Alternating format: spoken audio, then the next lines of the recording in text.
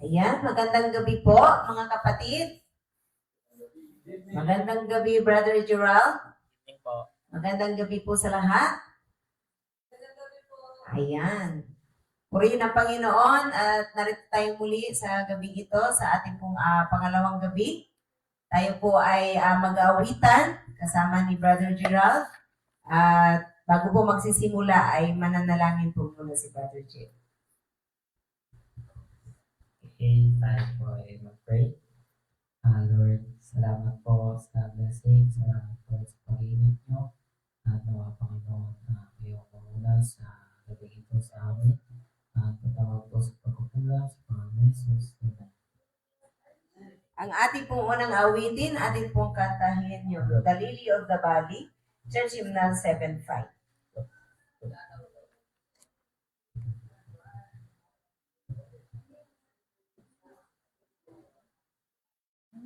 The friend in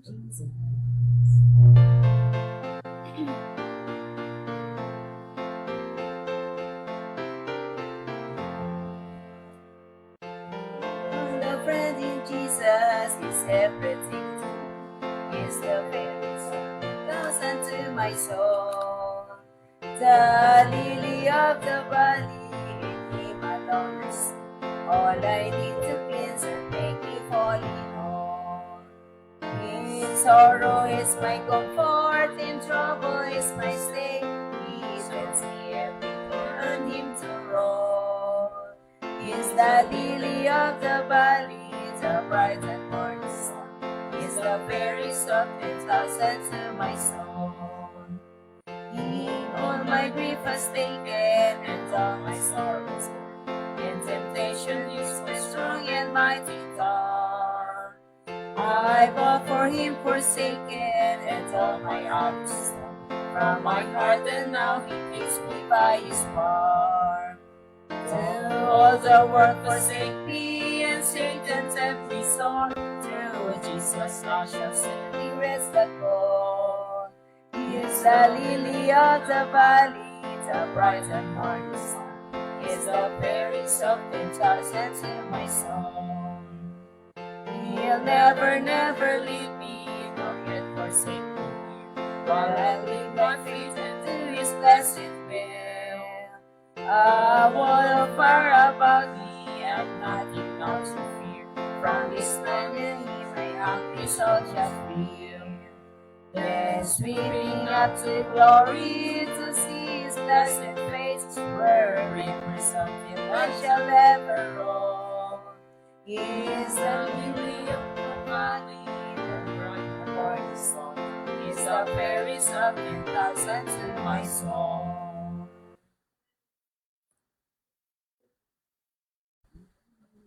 For next song, let us sing Tell Me the Story of Jesus. Tell Me the Story of Jesus, hymn number 73.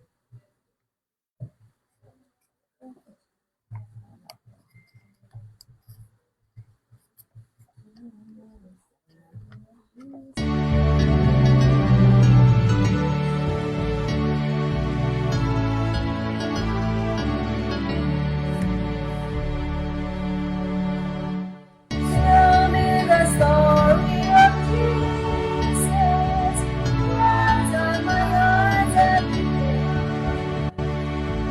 Tell me the story of His precious, sweetest that ever was heard. Tell me just as long as the world runs glory to God in the highest. Tell me the story of Jesus, wrapped in my heart every word. Tell me the story of precious, sweet forever sing. Passing alone in the desert, tell of the days not to last. All for sins He will stand.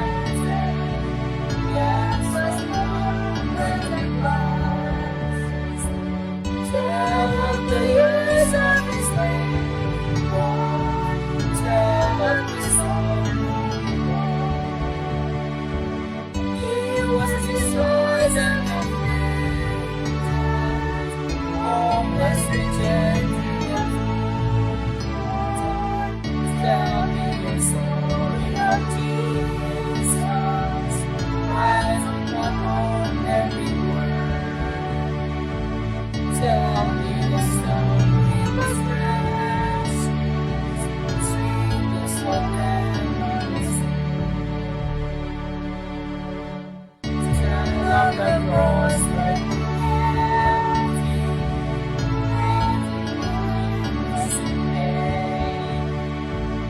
tell of the way where they lay, tell how you all in the story so tender, near wherever I see. Stay with me, by your grace, Lord, may the ranks of me. Tell me the story of Jesus, rise in my heart every word. Tell me the story was dead. Speak this love that never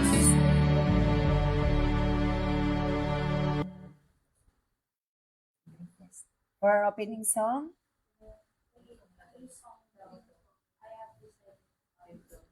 let us sing our theme song, I Have Decided to Follow Jesus. Time for it to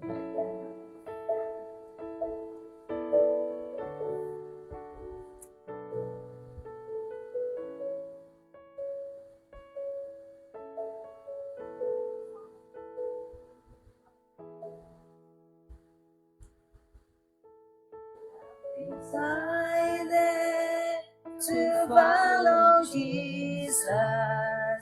I have decided to follow Jesus. I have decided to follow Jesus. No turning back, no turning back. no longer want me, my heart still from.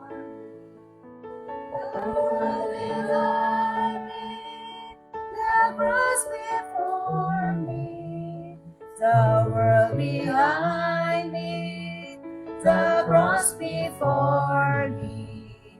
No turning back, no turning back.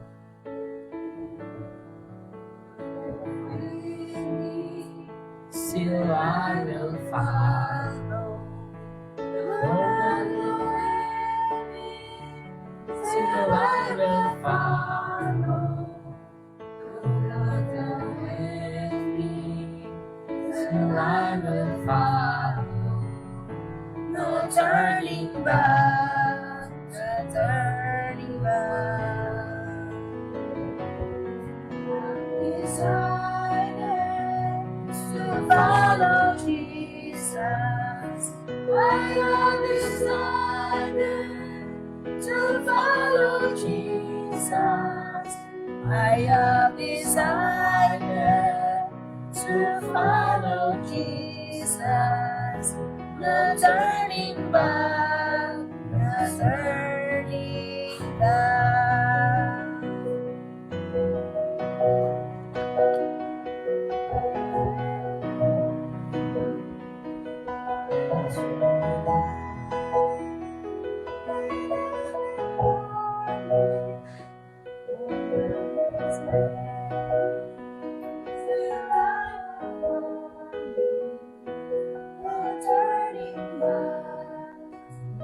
Turning back.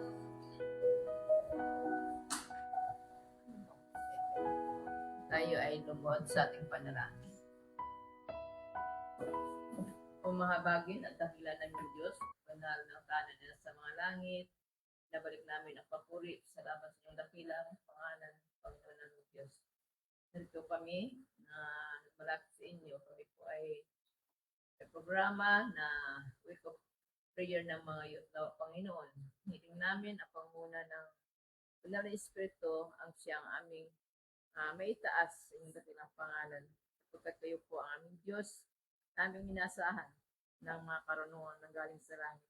Lalo po, Panginoon, ngayon, ang bahagi ng mensahe sa topic ni Pastor Jimar. Tulungan siya, bigyan siya ng kalangit na kaalaman sa kanyang Panginoon. Ang kanyang i-deliver ngayong gabi ay buksan ang aming mga puso't isipan unawa ang mga words na bahagi niya ngayon. Dito, Panginoon, ay maging inspirasyon namin sa aming panampalataya. At ito ang aming sandigan sa aming mga kahinaan upang magpalakas sa bawat isa. Kaya Panginoon, ngayong gabi, dinadalangin ko ng mga kapatid. Sana sila sa tahanan sa daan. Nawa, Panginoon, ingatan sila, iligtas din sa kapamakan. Sa gayon, bukas ay makasama namin sila rito. Pagsamba at pagpuri sa inyong dakilang pangalan. Nabiling ko rin lahat ng participants sa gabing ito. Nawa, Panginoon, pagawa kami ng kaluguran siyang banal na harapan. Itaas namin ang inyong pangalan at inyong kapangyarihan. Siyang aming susundan sa aming buhay. Maraming salamat, Ama, at tutubihin ko po sa inyong lahat. Kapayapaan nawa ay mangyari sa amin sa oras ko po. Ang lahat ng ito ay hiling po at kalapit ng paghingi ng kapatawaran. Alang-alang sa banal na pangalan ng aming Panginoong Isus. Amen. Amen.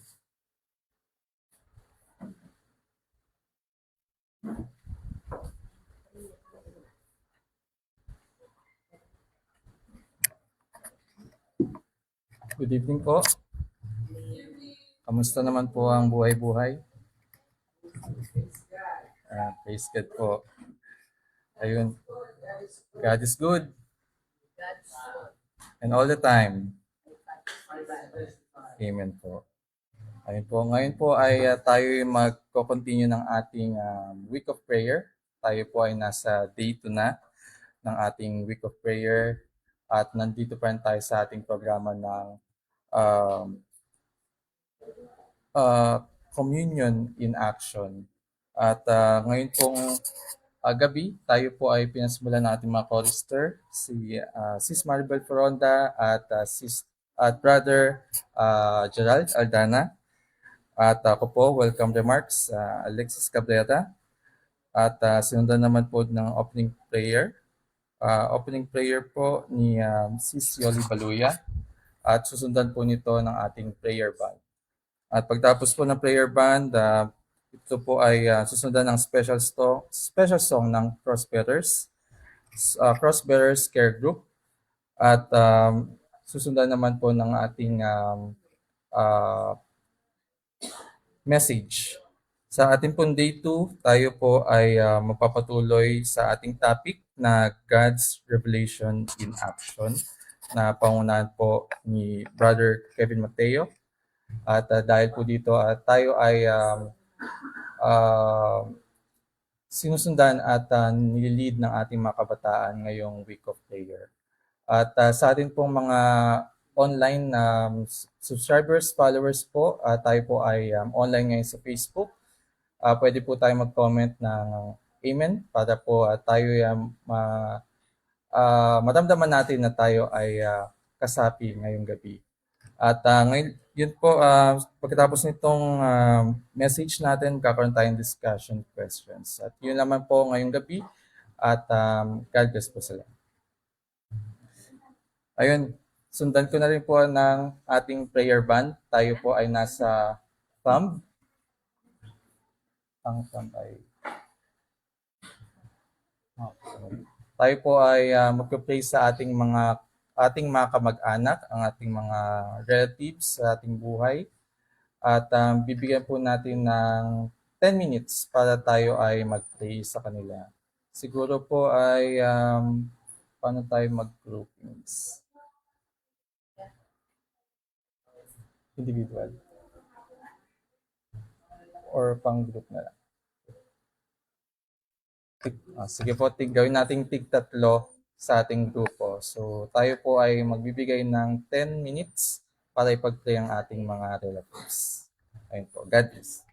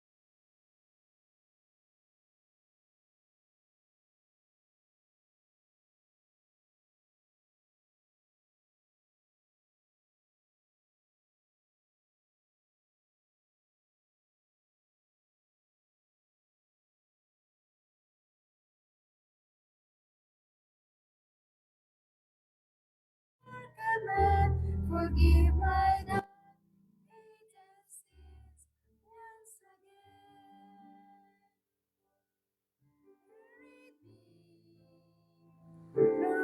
From this world, what's wrong? I don't want anymore. The love this world can give is not enough. Give me your love, give me your strength. Love that we can share, the strength that we can use is flowing deep inside my heart, my soul. This my life again, try to wash my fears away. Lord, I'm lost, I ask and come back to me. Revive my faith and trust in you. Renew my heart in your command. Forgive my latent sins once again.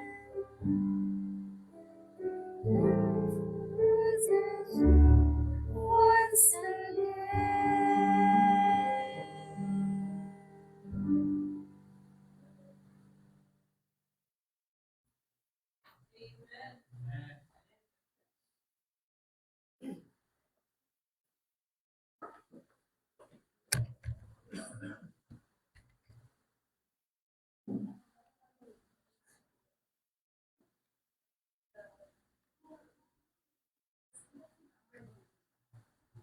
Magandang gabi mga kapatid. Happy second day ng ating pong Youth Week of Prayer. Ayan. So, purihin ang Panginoon sapagkat tayo po ay muli Kanyang itinipon sa lugar na ito, sa bahay-sambahan natin Panginoon, upang tayo po ay magsagawa ng ating pong Week of Prayer. Tayo ay second day. Third day. Okay lang. Second day. Yan. So before tayo mag-start mga kapatid, tayo po ay manalangin. Panginoon namin Diyos, sa amin pong pagpapatuloy, sa amin pong pagsamba at pananalangin sa inyo, akin pong idinadalangin ang Banal na Espiritu ang siyang amin pong makasama upang sa amin pong pakikinig ng mensaheng ito ay amin pong makita si Kristo at hindi po ang inyong lingkod. Patawarin kami, Ama, sa aming pagkulang at pagkasala sa pangalan ni Jesus. Amen. So ang topic po natin ngayong gabi mga kapatid ay pinamagatang God's Revelation in Action. Since ang ating pong tema ay Communion in Action. So ngayong gabi ay makikita natin, matutunghayan natin mga minamahal kapatid, kagaya po ng pamagat ng ating pong topic, God's Revelation in Action. I-reveal ng Panginoon sa bawat isa sa atin kung sino ba talaga siya sa ating buhay. Ano po?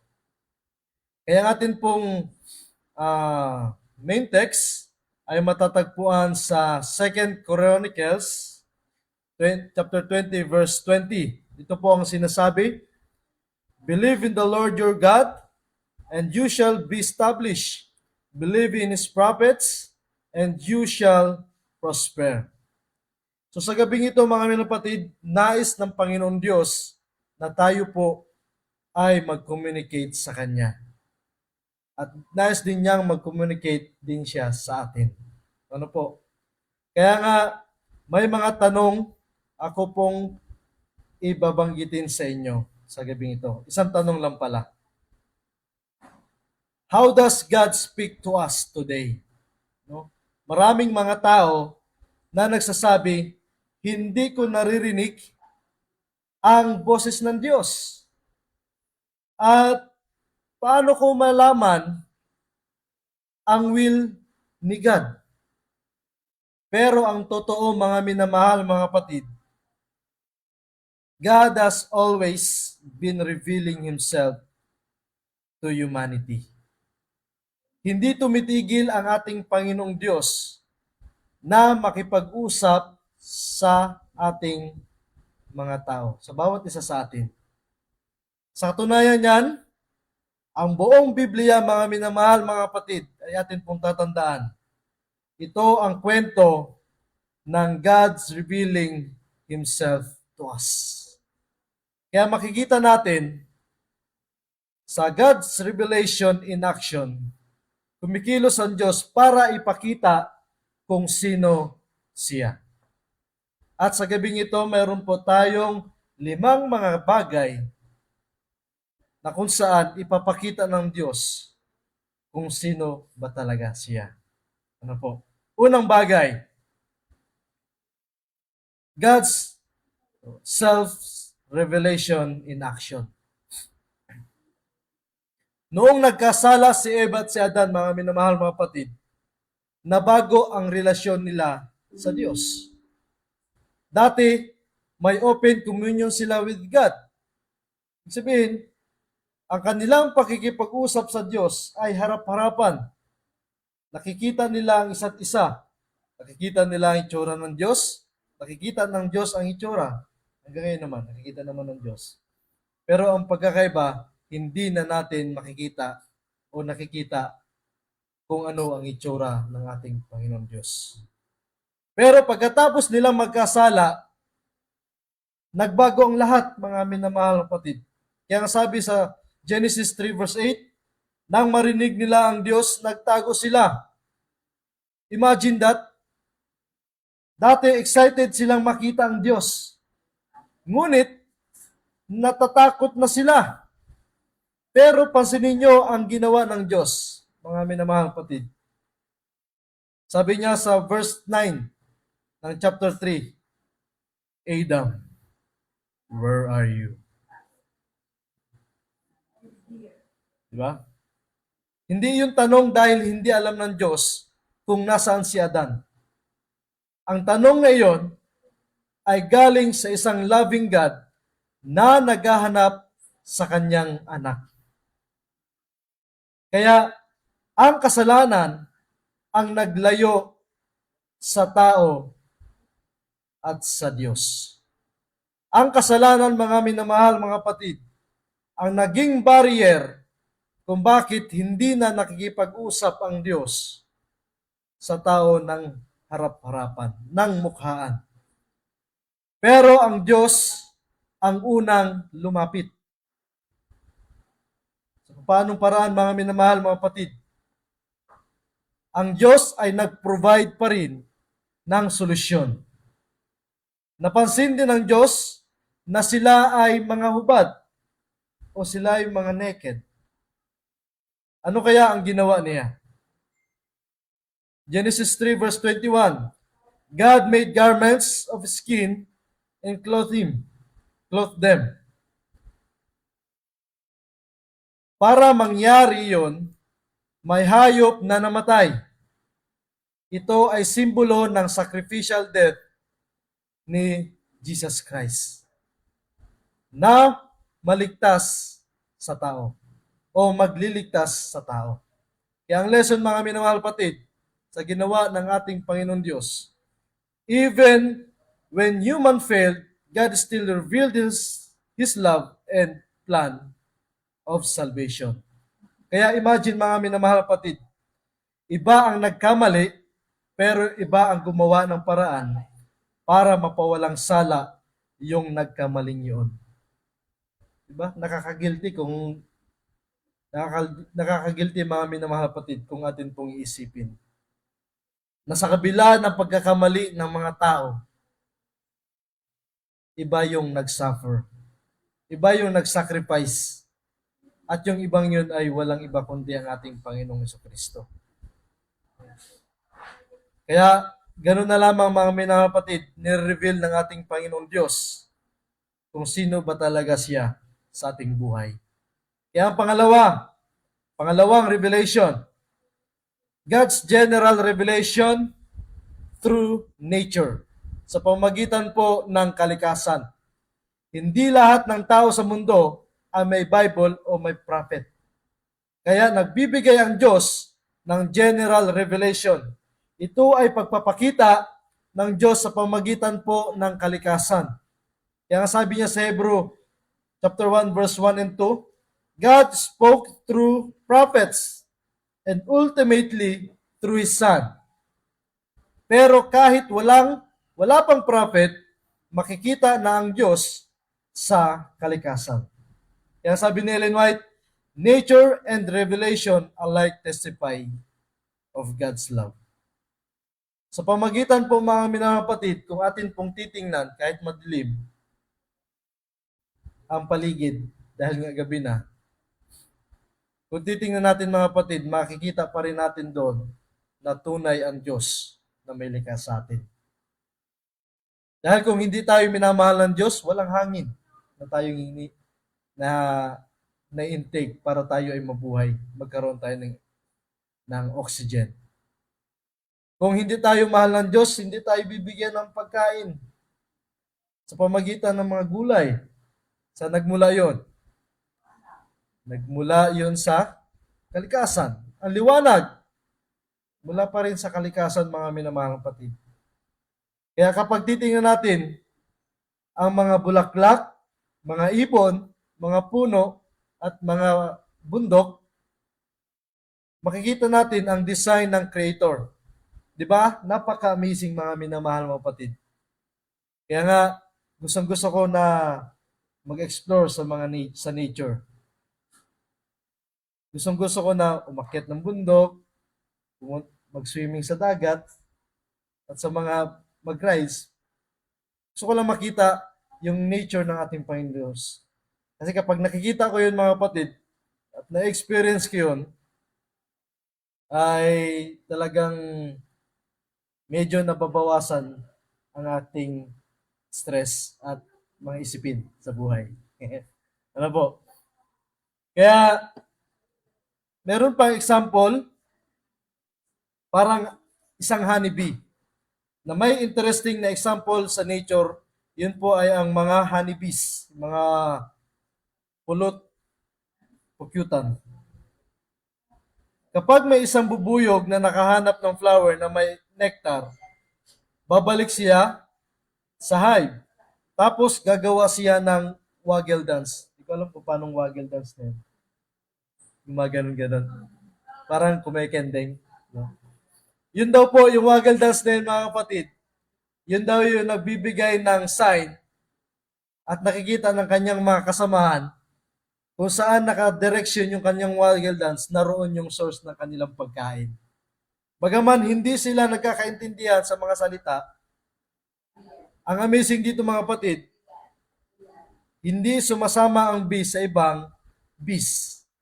Pero naiintindihan ng ibang bees ang direksyon na sinasabi nung bee na nakakita nung source na kanila pong pagkain.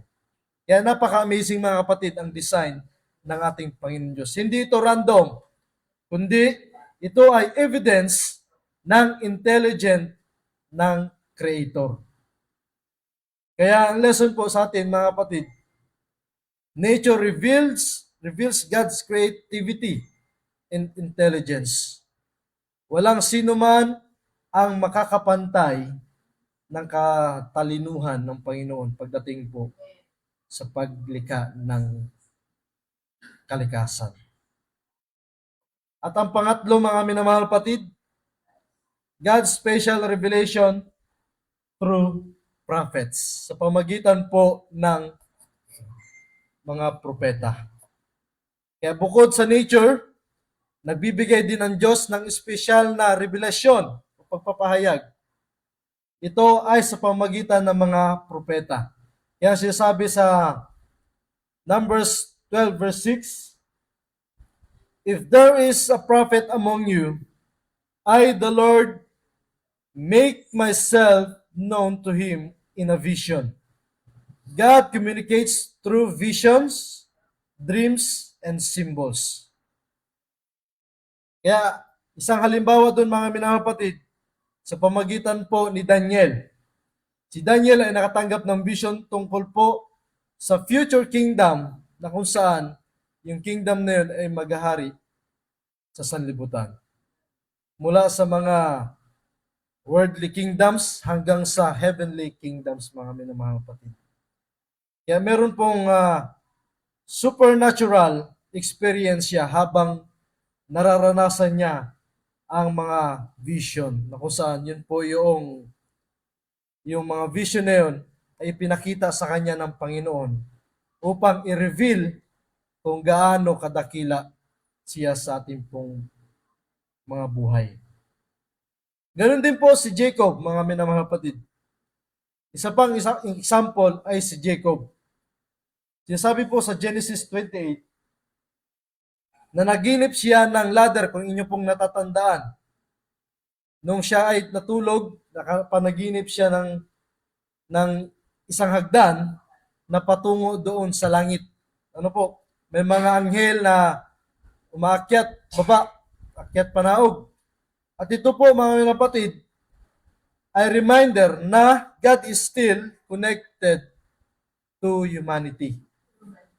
Ipinapahiwatig pa rin na ang Panginoon Diyos ay nakakonect sa mga tao. Ano po?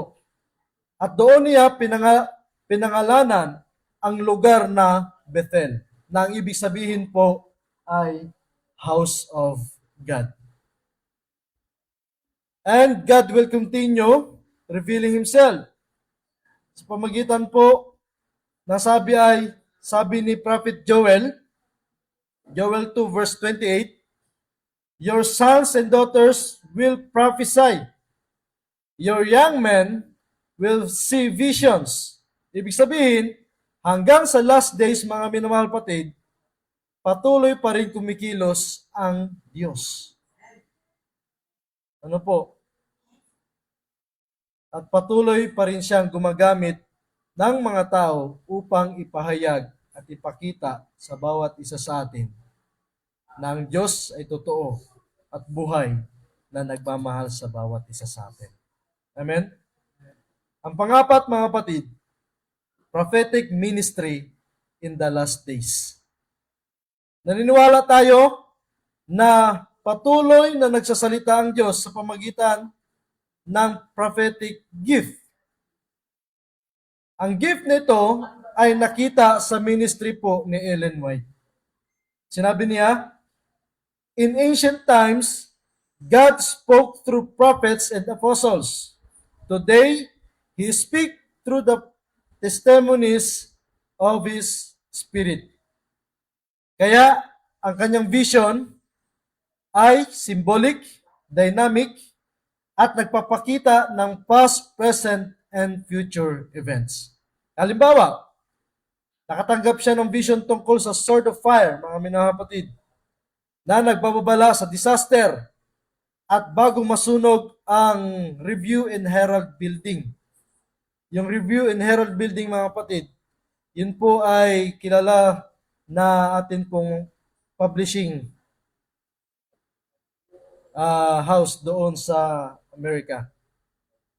At ito po ay example na God's warning His people through sa pamagitan po ng prophetic message. Kaya, sa pamagitan ng mga kapatid, yan po ay sapat na para paniwalaan natin na mayroon Diyos sa ating buhay. At ang panghuli at ang limang bagay, mga kapatid, illumination, revelation through the Holy Spirit. May isa pang paraan kung paano nagsasalita ang Diyos, mga kapatid. Ito ay sa pamagitan po ng banal na Espiritu. Kaya sabi niya sa John 16 verse 13, when the Spirit of truth comes, He will guide you into all truth. Totoo naman, mga kapatid. Minsan, kung tayo ay patuloy na nanalangin sa Panginoon, hinihingi natin yung gabay ng Panginoon Diyos. Nariyan po ang banal na Espiritu na palagi tayong ginagabayan. Na madalas tayo ay binubulungan kung ano yung dapat nating gawin sa ating buhay. Binubulungan tayo na tama pa ba yung ating ginagawa?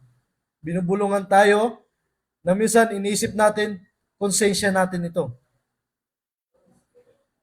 At minsan naisip na, kumbaga, nararamdaman natin na may nagtatalo, mabuti at ng masama. Di ba? Alam natin kung sino yung mabuti doon. Siyempre, ang banal na espiritu na bumubulong sa atin. Kaya, kapag nag-aaral tayo ng Bible, mga minapatid, hindi lang ito intellectual reading. Na kahit masaulo natin ang Bible cover to cover, hindi yan dahil sa sarili nating kaunawaan, katalinuhan. Kundi yan po ay dahil pa rin sa paggawa ng ating pong banal na espiritu. Ito ay spiritual experience, mga minamapatid. Ang Holy Spirit, siya po ay nagbibigay ng understanding. Siya po ay nagko-convict ng ating pong mga puso. Siya po ay nagtuturo ng katotohanan. Inilid niya tayo sa daan na kung saan sa tamang daan na tayo po ay makakaranas ng kaligtasan. Kaya sinasabi sa 1 Corinthians 2 verse 9 to 12, ang deep things of God ay naipapakita sa atin sa pamagitan po ng Holy Spirit. So ngayon, mga minamahal kapatid, bilang konklusyon po ng ating pong mensahe sa gabing ito, ang Panginoon Diyos ay nanatili pong inire-reveal ang kanyang pong sarili sa mga panahong ito sa bawat isa sa atin. Ang Diyos ay patuloy na nagpapahayag ng kanyang sarili sa maraming paraan. Una, self-revelation. God's reaching out to humanity. Pangalawa, nature. Pamagitan po ng nature, nire-reveal ng Diyos ang creation sa pamagitan po ng creation niya. Pangatlo, sa pamagitan po ng mga propeta. At nagsasalita siya sa pamagitan ng special na revelasyon. At pangapat, pamagitan po ng banal na espiritu na pinapahayag niya sa atin yung salita ng Diyos sa atin pong mga puso. Kaya kung bukas ang atin pong mga puso, mga minamahal kapatid, makikita sa atin na ang God's revelation is still in action. Hindi po sa nakaraan, kundi sa kasalukuyan, mga kapatid. Kaya bilang appeal sa bawat isa sa atin, mga kapatid, ang tanong ay, are you listening when God speaks? Tayo daw po ba ay nakikinig kapag ang Diyos ay nagsasalita? Ano ba yung ating pong pinapakinggan? Nagpapakita ang Diyos sa atin sa pamagitan ng kanyang mga salita, ng kalikasan, ng mga propeta na ligid ng banal na espiritu. Ang tanong, handa ba tayong makinig at sumunod sa kanya pong mga sinasabi? Tayo po ang makakasagot niyan, mga kapatid, sa ating pong mga sarili. Kaya bilang po pagtatapos, gumagalaw na rin kung kailan tapos na. Tayo po ay manalangin. Panginoon namin Diyos, salamat po dahil patuloy mo kaming ipinapakita. Patuloy mong ipinapakita sa amin ang iyong sarili. Salamat sa iyong salita, sa iyong mga propeta, at sa guidance po ng banal na espiritu. Tulungan mo kaming maunawaan, Panginoon namin Diyos, ang iyong katotohanan at sundin ang iyong kalooban sa aming buhay. Enlighten our minds and hearts as we study your words, Lord. Forgive us sa aming pong mga karumihan, sa aming pong pagkakamali. Patawarin kami, Panginoon, na madalas ay hindi namin kayo pinapakinggan. Maraming salamat po, Ama, sa pagpapaalala sa amin. Sa pangalan ni Jesus. Amen. At sa atin pong question, meron po tayong, ito po ang question.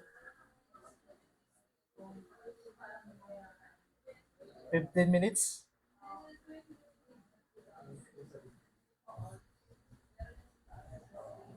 Yan. Meron po tayong muling 15 minutes para po sa atin pong papalitan to.